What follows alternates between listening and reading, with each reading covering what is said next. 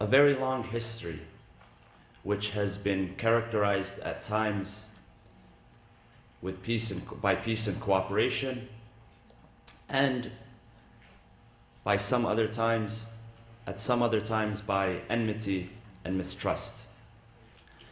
Muslims have been in contact with Christian communities and Jewish communities and other communities since the beginning of the inception of Islam.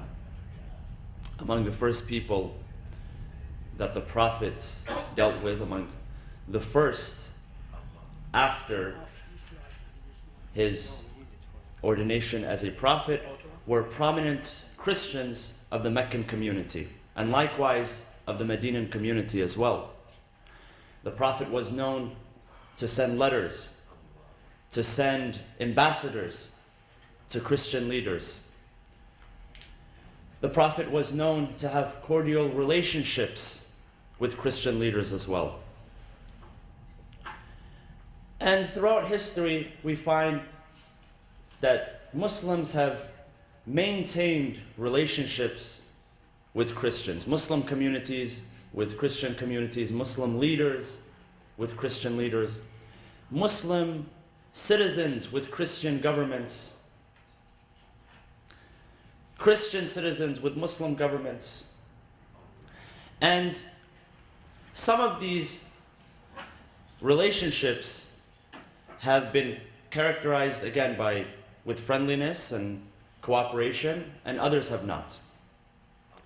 But there is no doubt that some of the most significant events in the life of the Prophet Muhammad sallallahu alaihi wasallam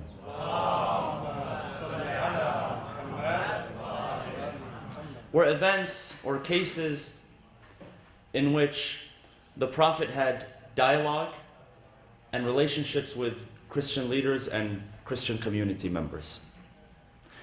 Among the first people to give refuge to the Muslims were the Christians in Abyssinia. When the Muslims first emerged as a community of faithful believers in 7th century Arabia, and when they were persecuted by the Meccan elite who were polytheists, who followed polytheistic traditions, when they were persecuted at that time of oppression and persecution, they sought refuge in a nearby kingdom, the kingdom of Abyssinia, Habasha in Arabic, who at the time was ruled by a Christian king who was known as An-Najashi. And this caravan, this migration, which is referred to in Islamic history as the first migration, the first hijrah, this migration was comprised of a group of early Muslims who left Mecca and went towards Habasha, Abyssinia. And they were led by Ja'far ibn Abi Talib, the cousin of the Prophet Muhammad and the brother of Imam Ali alayhi salam. And when they arrived there, they sought refuge from the Christian king, and they expressed to him, because he had inquired about the nature of their new faith, they expressed to him their belief in Jesus, the Messiah, their belief in Mary, the mother of Jesus.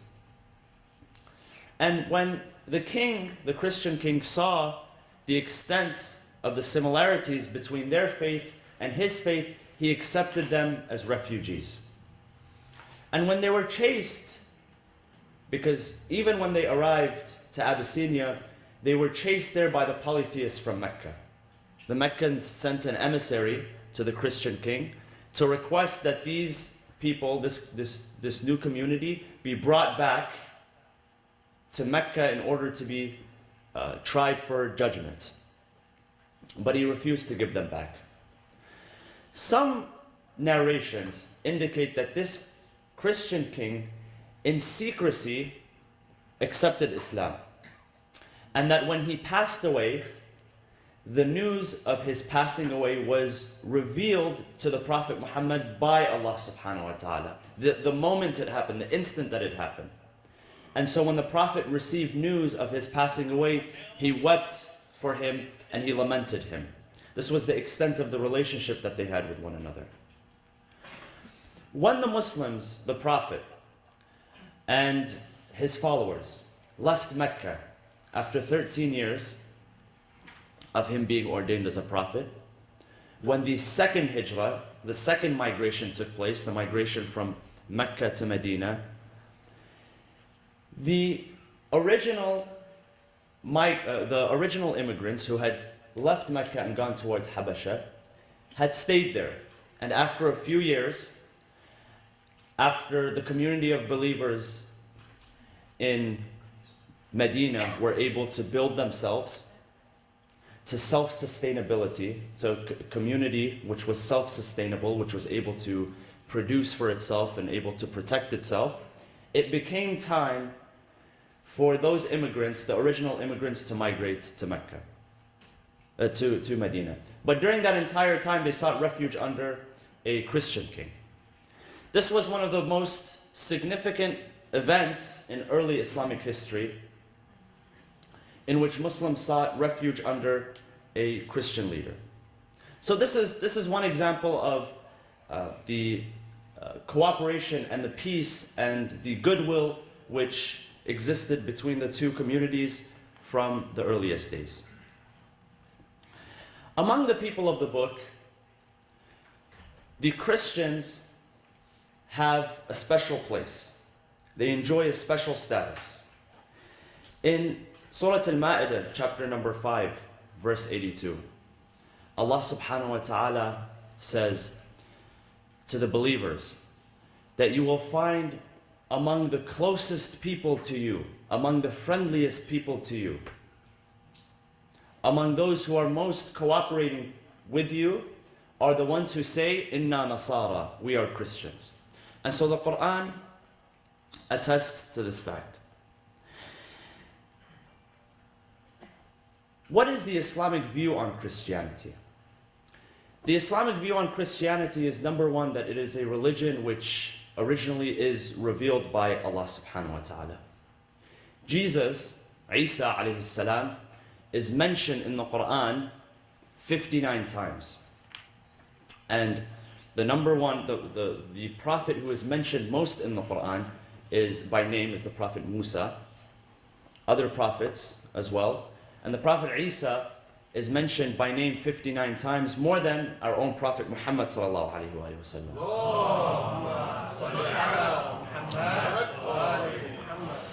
And he is referred to as Al-Masih, Al-Masih ibn Maryam, the Messiah, son of Mary. In Islam, the term Messiah, Masih, is reserved exclusively for Isa. Even though we believe that at the end of times, we will witness the reappearance of the 12th Imam, Al-Imam Al-Hujjah, Ajjalallahu Ta'ala Farajahu Al-Sharif. However, the term Messiah is reserved exclusively for Isa. So when the term Al-Masih is mentioned in the Quran, it refers exclusively to Isa, Jesus, the son of Mary. Maryam, there is an entire chapter in the Quran which is dedicated to her, Surah Maryam. And this chapter describes her story of how she left her people and how she gave a miraculous birth, how she delivered Isa, and how she brought him back to her people. And one miracle is mentioned in the Quran which is actually not mentioned in the Gospel. And that is that when Maryam brought Isa to her people, people began to speculate. And they began to point fingers at her. And they began to make judgments about her. They told her, Ya Ukhta Harun, when she showed up with this child because she was unmarried, Ya Ukhta Harun, Ma kana abuki imra'a saw'in, wa ma kanat ummuki baghiya. O sister of Harun, Aaron, your father was not an evil man, he was not deviant, nor was your mother. Where did you bring this from? All of a sudden, you've left us, and all of a sudden you've showed up with a child in a crib, a baby in a crib, And so she points to him. She could not defend herself at that moment. So she points to him, and miraculously, he speaks to them. He says, Inni Abdullah atani al-kitab wa ja'alani nabiyya. I am the servant of God. He has given me the book, and he has ordained me as a prophet. This is something which is mentioned in the Quran, exclusively in the Quran. So Isa alayhi salam holds a special status. He is known as the Messiah. He is among those who will reappear at the end of time in order to fulfill the message or fulfill the mission of يَمْلَأُ الْأَرْضَ قِسْطًا وَعَدْلًا بَعْدَ أَنْ مُلِئَتْ ظُلْمًا وَجَوْرًا. To fill the earth with qist, with justice, with adl, بعد أن ملئت ظلما وجورا, after it has been filled with oppression and injustice.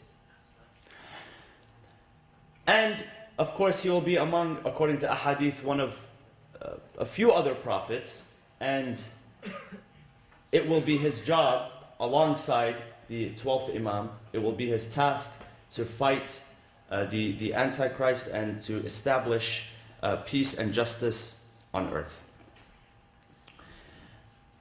Going back to the relationship between Muslims and Christians.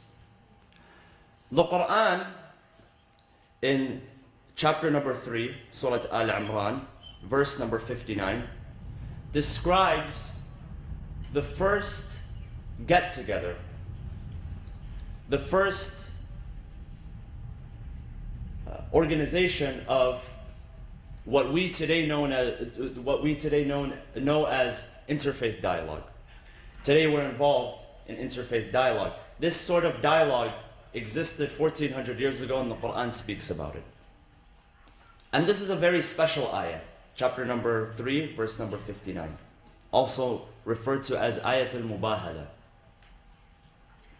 in that a group of Christians came to the Prophet Muhammad sallallahu alaihi wasallam in Medina.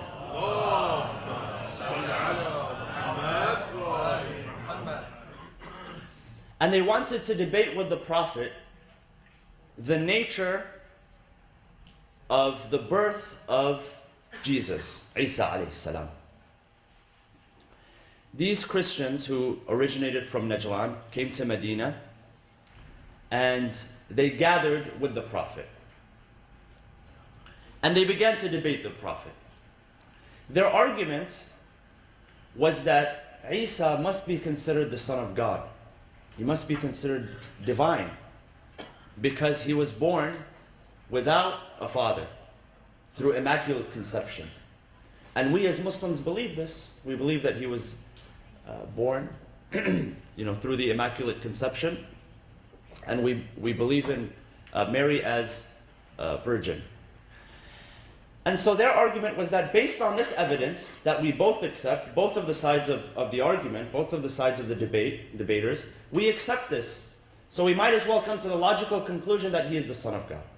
Now earlier, Allah subhanahu wa ta'ala in an earlier verse tells the Prophet that if this is their argument, that Isa is the Son of God because he is born without a father and through immaculate conception, then we both agree, in the same way that we both agree he was born in that fashion, we both agree that another individual, Adam, was born without a father and mother. And so, if anyone was worthy or befitting of being the Son of God based on that logic, then it would be Adam, because Adam was born without a father and without a mother. So, they debated amongst themselves, and they were not able to reach an agreeable conclusion. And so the next verse, and this is verse number 59, Allah subhanahu wa ta'ala says, then let us get together. Let us get together, and let us perform what is known as, in the Arabic language, as mubahala, mutual imprecation. Now, this concept may seem distant or uncommon for many, but in that specific historical context and cultural context, when two people get together and they argue, and they're unable to reach a conclusion, they perform what is known as mubahala. So if they're believers in God, they get together and they call upon God. They say that if we are the liar, each person says that if I am the liar, then may God's curse be upon me. The other side does the same as well. So they call upon God's curse upon themselves if they are liars. So they got together and they performed the mubahala. But in the Quran, in this verse, it says exactly how we should carry out this mubahala. You know, usually people, especially today with language, you find every other word is, you know, I swear. People say, I swear this and I swear that, and this happened and that happened. In this verse, there are conditions which say that no, if you're going to, you know, go through with this, there are strict conditions that you have to follow. So it says, قُلْ تَعَالَوْا نَدْعُ أَبْنَاءَنَا وَأَبْنَاءَكُمْ. Let's call from both sides. Let us gather together. Let us bring our sons and your sons, and our women and your women, وَنِسَاءَنَا وَنِسَاءُكُمْ وَأَنفُسَنَا وَأَنفُسَكُمْ, and ourselves and yourselves. And we shall gather together and perform the mubahala. We should call upon God's curse upon ourselves if we are the liars. So they got together, and after having this debate, after having this, you know, as we call it today, interfaith dialogue, if you will, they brought the most important people to them: the selves, the mother, the woman, and the sons. And so, according to multiple narrations, according to multiple ahadith, it is said that the Christians brought their families with them. They brought their those who are dear to them, the people who are close to them, their loved ones with them, in order to attend this important event, the mubahala. And on the side of the Muslims, the Prophet, representing himself, came by himself, and he brought with him those who were most dear to him. Remember what the Prophet is doing here, and remember what the others are doing here. They're getting together to call upon Allah subhanahu wa ta'ala to curse them if they're liars. This isn't something which is very simple for the Prophet to do, to call curse upon himself if he is a liar. On top of that, he brings the most important people with him, which proves his sincerity and which proves their greatness. So he brings with him, in the place of his sons, he brings with him Hassan and Hussein. They are considered the sons of Rasulullah. In the place of his women, he brings only one woman, Fatima alayhi salam, no one else, his beloved daughter. And in the place of himself, his nafs, he brings himself, and he brings another self of himself, and that is his cousin, Ali ibn Abi Talib alayhi salam.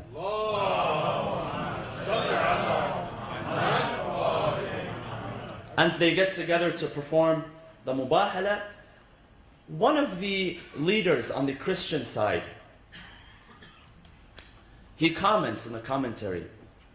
He says that the Prophet brought along with him people who had faces which were extraordinary. We knew that when the Prophet brought these people with him, we didn't know who they were. But when the Prophet brought these people with him, we knew of their significance. We knew that the Prophet was very serious in this matter. So this verse both speaks about the mubahala, the mutual imprecation and the debate, but it also gives merit and it gives a very high status to those who were with the Prophet, and they were none other than Ali, Fatima, Hassan and Hussein. Sallu ala Muhammad wa ali Muhammad.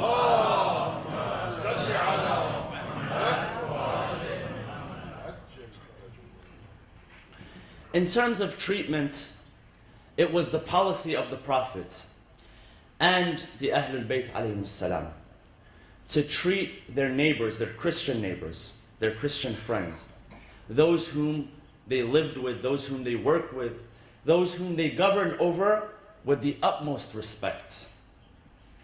Imam Ali alayhi salam, upon becoming Khalifa, sent a message to his representative, his governor in the city of Basra, and he says that no, because Basra, from that time and until today, always had a variety in culture and religion and language and practice. And so there were many Christians living there, and until today there are Christian communities living there. And so he sent a directive to his governor in Basra saying that know that any person who harms a Christian, know that they are also harming me.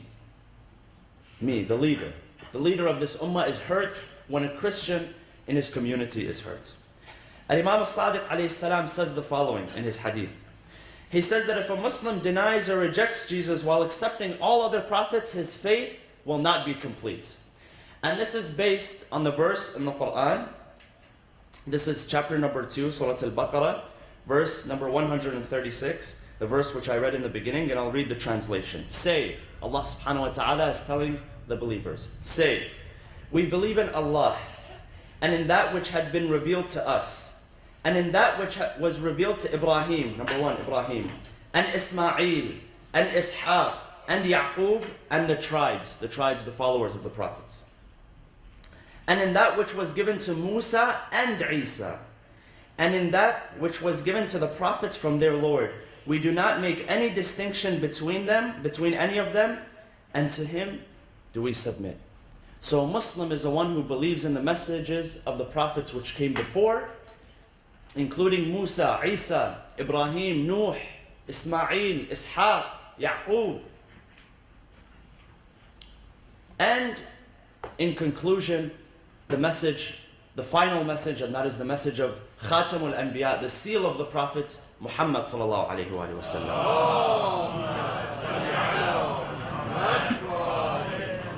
So we believe in the prophets. We take from their messengers. We take from their messages. We try to identify ourselves and assimilate ourselves with their message. Now, today happens to be the day of Christmas. And if my memory serves me correctly, last year, I believe Christmas also fell on a Friday. And by complete coincidence, I was giving the khutbah. It was complete coincidence. And I shared with the community some words. These ahadith are found in the hadith corpus, in the Islamic hadith corpus. You know that our Prophet narrated many of the ahadith which were reflective of the practices of the prophets that came before. So the Prophet narrates the story of Ibrahim and the encounters of Ibrahim, and this is also narrated in the Quran. But not only there are stories which are narrated in the Quran, but further than that, the hadith. Because these were prophets, messengers of God, and God spoke to these men. And the Prophet, if anyone, has the knowledge of the conversations which took place between Allah and these prophets. There's a set of hadith, and these hadiths speak of the munajat that the Prophet Musa had with his Lord. So when Musa left his people for 40 days, originally it was 30 days, but then another 10 days was added. For 40 days when Musa spoke to his Lord at the miqat, the conversations that he had with Allah were known as the munajat. And these munajat are narrated through the authority of our Prophet and the Imams of Ahlul Bayt. This is one example. Isa alayhi salam also had many hadith, many sayings in which he would speak to his disciples, he would speak to his followers, he would speak to people that he would come across on a daily basis. So let's share some of those, and we'd like to look at the character of the Prophet Isa alayhi salam. In one of his hadith he says, "He who seeks worldly things is like the man who drinks seawater. The more he drinks, the more thirsty he becomes until it kills him." Isa alayhi salam is undoubtedly known as a man of very humble means and very humble beginnings. And so much of the ahadith in which we find, whether taken from the Bible or whether taken from our own corpus, reflect this sort of attitude that he had, the attitude of humility. Although unfortunately today, the way his birth is celebrated is in the opposite way, by indulging, for the most, not for many people, not for all people I mean, but for many, indulging in materialism and gaining material gains. And I had read somewhere that the day after Christmas, many people know that the day of Christmas, December 25th, the day after Christmas also has its own name. In some areas, it's known as something like National Whining Day because people whine about the gifts that they received on Christmas. So, lots of returns, and if you're trying to go shopping, tomorrow is the day. So, Isa alayhi salam is known as is reflected. The reflection that we have from these ahadith is that he's a man of very humble means. He was not a man of this world. Imam Ali alayhi salam, he says in his hadith that be in this world, but do not be of this world.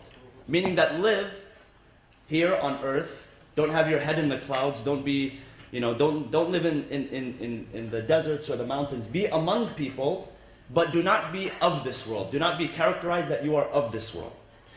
And one of my personal favorite narrations, which is attributed to Isa alayhi salam, says that one day a man once accompanied him, saying to him, a man found Isa alayhi salam, and he wanted to accompany him. So he said to him, I want to be with you and be your companion. This is what he said to Isa. They set forth and reached the bank of a river, where they sat down to eat. They had with them 3 loaves of bread that they can share amongst themselves. They ate 2 loaves, and the 3rd remained. There was one that remained. Jesus then rose and went to the river to drink. When he returned, he did not find the 3rd loaf. So he asked the man, who took the loaf? I do not know, the man replied. Jesus set forth once more with the man, and he saw a doe with 2 of her young. Jesus called one of the 2, and it came to him. Jesus then slaughtered it, roasted some of it, and ate with his companion. Then he said to the young deer, rise by God's leave. So one of the miracles that Allah subhanahu wa ta'ala had given to Isa was that he was able to give life to the dead by the will and by the power of Allah subhanahu wa ta'ala. And this is mentioned in the Quran. So he said to the young deer, rise by God's leave. The deer rose and left. Jesus then turned to his companion and said, I ask you, in the name of him who showed you this miracle, who took the loaf? I do not know, the man replied. The 2 of them then came to a body of water in a valley. Jesus took the man by the hand, and they walked upon the water. When they had crossed over, Jesus said to him, I ask you. So they walked over the water. They crossed over the water. Jesus said to him, I ask you in the name of him who showed you this miracle, who took the loaf? I do not know, the man replied. Then they came to a waterless desert. That's strike 2. Then they came to a waterless desert and sat down upon the ground. Jesus began to gather some earth. He gathered some of the dirt in his hand. And he gathered some of the dirt and sand. And then said, turn to gold by God's leave. So imagine, he picks up the dirt and the sand, and he says to it, by Allah's will, turn to gold. And it did so. So he transformed dirt and sand right in front of the man's eyes into gold. So he had a fistful of gold in his hand. Jesus, now listen to this part. Jesus divided the gold into 3 portions and said, a 3rd for me, a 3rd for you, and a 3rd for whoever took the loaf, that 3rd loaf of bread. The man said, it is I who took the loaf. Jesus said, the gold is all yours, take it all. Take the 3rd for me and the 3rd for you and that final 3rd. Jesus then left him. 2 men came upon him in the desert with gold. So now, this man is happy with the 3 pieces of gold that he has. He's parted ways with Jesus. He's in his own direction. 2 men come across him, and they wanted to rob and kill him. He said to them, listen, you guys do business, let's sit down and let's negotiate. They wanted to rob and kill him. He said to them, let us divide it into 3 portions among us, and send one of you to town to buy us some food to eat. Why don't we sit down, let's have something, something to eat, something to drink, and then we'll get to business. One of them was sent off, and then said to himself, why should I divide the gold with those 2? Rather, I shall poison the food and have the gold to myself. He went off and did so. Meanwhile, the 2 who stayed behind said to each other, why should we give him a 3rd of the gold? Instead, let's kill him when he returns. Let's kill him when he returns and divide the money between the 2 of us. When he returned, they killed him. So now he has the food with him. He purchased the food, he poisoned it. As soon as he brought the food, they killed him. But they can't get up and go, they're hungry now. Killing requires a lot of energy. So they ate the food, might as well eat the food now that he's not there. They ate the food and then they died. So all three of them died. The gold remained in the desert with the three men dead beside it. Jesus passed by later on. He found them in that condition and said to his companions, "This is the world, beware of it." Sallu ala Muhammad wa ali Muhammad.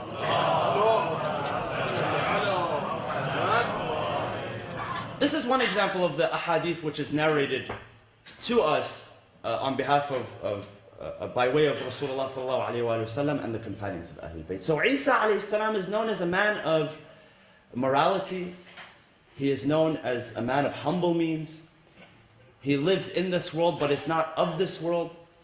We as Muslims, as per commandment of the Quran, must follow in the example of Isa alayhi salam. We cannot differentiate between him and other prophets. We believe in all of them with full conviction, and that the final prophet, Khatamul Anbiya, is Muhammad sallallahu alayhi wa sallam. We ask Allah subhanahu wa ta'ala to allow us to be among those who truly follow in the footsteps of Isa alayhi salam and the prophets. Bismillah ar-Rahman ar-Rahim. Wal-'asr inna al-insana lafi khusr illa alladhina amanu wa 'amilu s-salihat wa tawasaw bil-haqqi wa tawasaw bis-sabr wa sallu ala Muhammad wa ali Muhammad.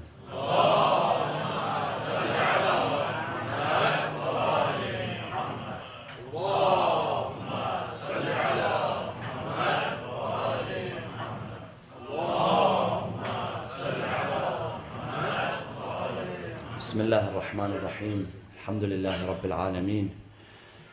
Can I ask the brothers to please stand forward and come as close as possible? Sallu ala Muhammad wa ali Muhammad.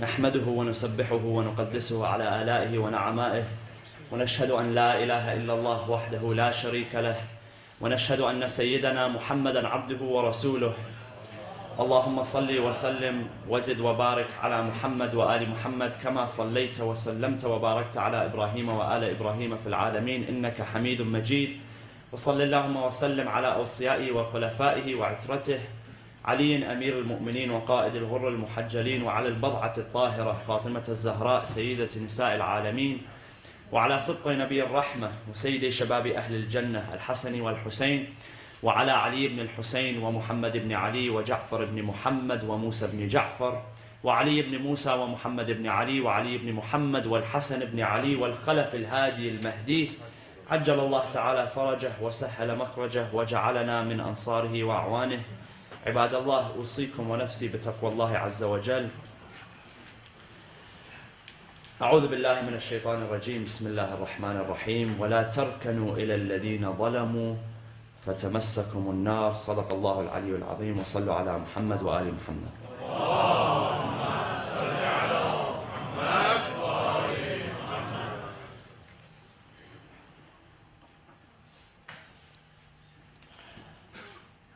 Many of us know about the recent events which have been taking place worldwide, and today I'd like to speak a little bit about the situation which is taking place in the Zaria state in Nigeria. Last year, in 2014, on the 25th of July, during Ramadan, during the last Friday of Ramadan, during the Quds Day protests which took place in that state, the Nigerian Muslims, most of them followers, the overwhelming majority followers of Ahlul Bayt alayhimus salam, had protested, had gathered and protested, and among their protests was against some of the policies of the current Nigerian government. Many were detained, many were killed. There was a massacre which took place. This event repeated itself only a couple of weeks ago on the 12th of December. One of the leaders, or the main leader of the Nigerian Muslims, the followers of Ahlul Bayt, Sheikh Ibrahim Zakzaki, who is until now, still in detention, He was detained by the government. In the event which took place in 2014, last year, 3 of his own sons were killed in the protest. 3 of his sons who, from what I have read, were studying overseas, pursuing their education, and they were back for the month of Ramadan, and they were caught in the crossfire between the Nigerian government and the protesters. According to some reports, and really not too much information is known, because with many of these cases, as we understand, there is usually a media blackout, so not much information goes in and out. But it seems like 1 or more in this recent event of his sons were also killed in the event. He is detained and his status is unknown. This world that we live in really is a world full of ironies, where the oppressed are punished and the oppressors are given a blind eye. The Imams of Ahlul Bayt alayhim salam, the prophets, were always people who stood on the side of the oppressed.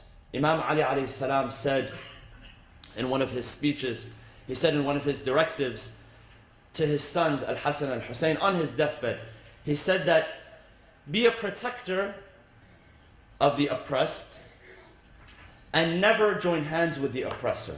Never find yourself on the side of the oppressor. Unfortunately, many of the policies that we see globally, worldwide today, are the exact opposite.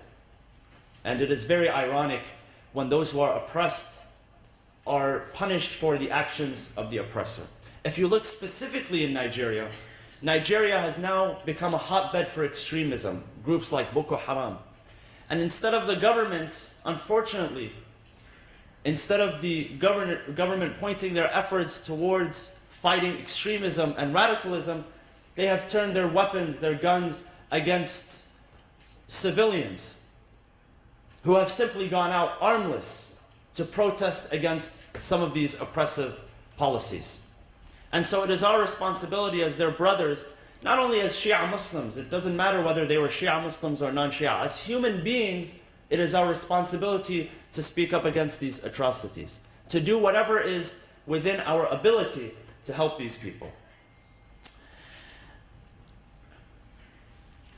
Recent policies, likewise, which are about to be adopted, and we know since right now in the United States we are in election season, and in election season there's a lot of rhetoric which is spewed, a lot of rhetoric, and what is unfortunate is that even when we have candidates who do not become elected, the rhetoric that they spew, the hatred that they spew, stays in the minds of people, even if they are not people who are elected. Recent policies, travel restrictions, unfortunately, these travel restrictions will hurt the people who are truly being oppressed. They are restricting the people who are being oppressed, and unfortunately, they do not punish the oppressor.